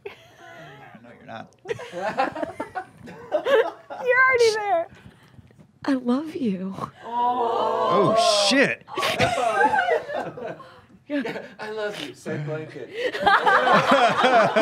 Yeah, for real. It's real cold. It's real cold. Oh, man. Wow. Okay, this is very specific for Marisha. I understand being hesitant to use the final 3 bullets in the gun as they had been ineffective against the old crazy lady Avatar, and you didn't know what else you could have. However, this is, by the way, from Ephemeral. Yep. However, that was also a killer injury with no pulls needed. Even though I found the ending perfect, was there any guilt knowing that having an extra 1 to 3 blocks left on that tower could have made this a totally different story? I didn't even think about the gun. Yeah. Wow, way to make me feel like shit, Emery. Oh man. Yeah, if you don't have guilt, you have it now. You feeling guilty, bro? Man, well, I mean, I think it's a classic lesson in any type of RPG game where maybe sometimes you don't want to hold on to all of your most powerful attacks because then, the game might be done. You might have TPK'd by the time it comes around to your next turn. So it's always that weight, of I think in my head I was thinking, I need to save these bullets in case we are actually facing off and fighting an elder god. I don't know. Hard to By that say. token, we shouldn't have made it so awkward at the soiree. Because that's another effort from pulling That's awkward. true. That's true. I mean, There's always the element too, and I didn't even plan this out because we had tested this skill with this challenge so many times. But when you got all 3 health blocks during the fuse test as well too, there's so many things you just never plan. variables, yeah. So I mean, I guess to answer your question, all choices lead to now. Cool. Real quick too, because I know that we're running out of time, but I wanted to get in that there was some backstory stuff that didn't make it into the final cut, and so I wanted to kind of bring up that the roommate or the person that lived in Fenley's apartment before him made the mixtape and was the DJ. Her name was Sam, and it was the same Sam that Emmett was meeting with, which is crazy, and it never came out because Fenley died before it came out. So Fenley knew Sam as well. Lived in the building. That is amazing. I know. Oh. Dang it. This I think will be our where last you live. question. It is specifically for Jeremy, and it's just well written. It's from Ephemeral. I loved your transition from low-life hotel manager, especially having worked in hotels in the 90s, both myself and SO, which I think is significant other, to the transition from that to sandworm killing, God destroying, smoking cowboy with your fang tooth wielding along with your badass pistol shooting lady along the way. Bonnie and Clyde up in here. That's right. What are some of the things that stood out most to you during your very transformative adventure? Wow. Well, I think it was that. I think it was Jude really coming and opening himself up. Because I feel like, and I think it shows in the very beginning, coming to the party, that how really closed off Jude was, and it's I had the relationship with Abigail, but it was strictly physical. There was I not interested. And Ivan and I talked about this. It's like, well, what is our relationships like? One of the backstories never came out on Jude's character too. Just to, I hope you don't mind me throwing you under the bus here a little bit too. Not at all. But he had a girlfriend. Oh no, Jude. Yeah, he was. Exactly. He was. Oh no! Yeah. Wow. Oh my God! I thought you knew. Yeah. Jude. Is the right was time. Oh my Let me God. just say, But he also hated the relationship. yes, she had nothing on. She had nothing on you, baby. Nothing on you. Thanks. Oh man, Yeah. you dog. So- you dirty dog. Exactly. I was a very, very terrible person. But that's the thing is I think, as the show went on and as I grew closer to them, and it was really, honestly, like Finley's death did so much, I think, for everyone. Yeah. And I felt like it was like, wait a second, we just lost this amazing human, because of this. And it's like, I have to sort of like redeem him and bring everybody together. And like, now someone's going to have to be that person, and I think just connecting with Marisha's character and everything like that, I don't know, it just made Jude try to redeem himself and make himself a better man. And it was a lot of it had to do with her and Finley's death. That's amazing. Yeah. Well, thank you so much for spending your evening with us. That is our show. That is One Night Only Sagas of Sundry Madness. Madness, you guys are a madness. Sorry. It's fine. It's fine. It's You fine. sure? It's on Twitter. Yeah. Fine, your car will be on fire. We'll all laugh. And we'll get. That's fine. Yeah. Madness. Madness. And thank you so much to all of you who sent in questions and who are watching it live. You can definitely rewatch it. And if we didn't get to your questions, I'm so sorry, you saw the list. But feel free to tweet. We're still very actively involved. Everyone is. So you can use the hashtags Sagas of Sundry and hashtag Madness. And then for bonus, put in that @JoinTeamAlpha tag. You get so many characters now. Why wouldn't you? For those of you on Alpha, we do have, and I encourage you to check out Painters Guild Season 2 is up. It releases a new episode every Monday with the very charismatic and hilarious Will Friedle, where he really tries his hardest to paint minis and kind of does. You can tell him I said that. But I'm Amy Vorpal. I've been your host. It's been my pleasure. And go off into the world, live your lives, but always know that there will be madness.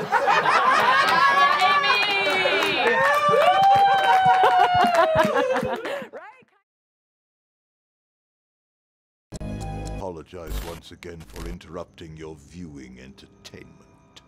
But something is coming.